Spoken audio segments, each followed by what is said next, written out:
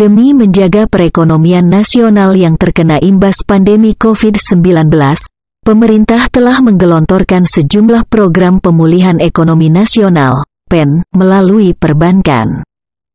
Dalam program pemulihan ekonomi nasional ini, pemerintah menempatkan dana PEN senilai Rp15 triliun di Bank Mandiri. Dana tersebut dikelola dan ditempatkan dalam bentuk deposito dengan tenor 110 hari dan suku bunga sebesar 2,84%. Sampai akhir tahun 2020, penyaluran kredit PEN dari Bank Mandiri telah mencapai Rp66,6 triliun atau 4 kali lipat dari penempatan dana pemerintah. Dalam rapat dengar pendapat dengan Komisi 11 DPR, Direktur Utama Bank Mandiri Darmawan Junaidi mengatakan, Bank Mandiri berkomitmen kuat untuk memanfaatkan momentum dalam upaya mendukung pemulihan ekonomi nasional. Antara lain melalui aktivitas penyaluran kredit PEN sebesar Rp66,6 triliun kepada lebih dari 268.000 debitur. Di penghujung tahun 2020, perbaikan sudah mulai terlihat seiring dengan sinergi dari pemerintah, regulator, dan para pelaku industri untuk mempercepat pemulihan ekonomi nasional. Terlihat dari pertumbuhan PDB Indonesia secara kuartal to kuartal di triwulan 3 yang sudah membaik dibandingkan triwulan 2. Tahun 2020 yang kita sangat rasakan kesulitan untuk melakukan bisnis.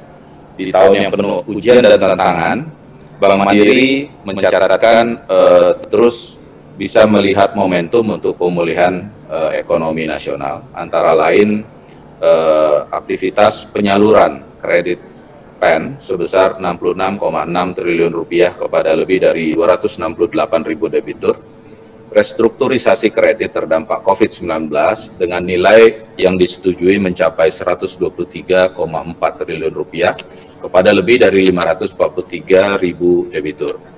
Penjaminan korporasi dan UMKM dengan limit penyaluran sebesar Rp2,1 triliun kepada hampir 7.000 debitur.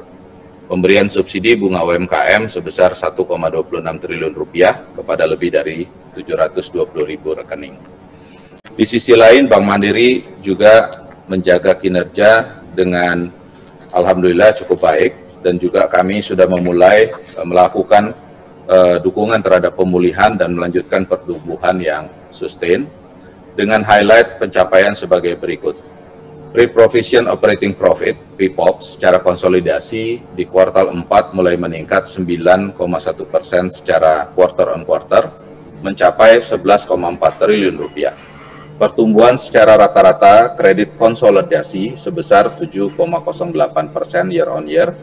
Kualitas kredit terjaga dengan NPL gross secara konsolidasi mencapai 3,09%.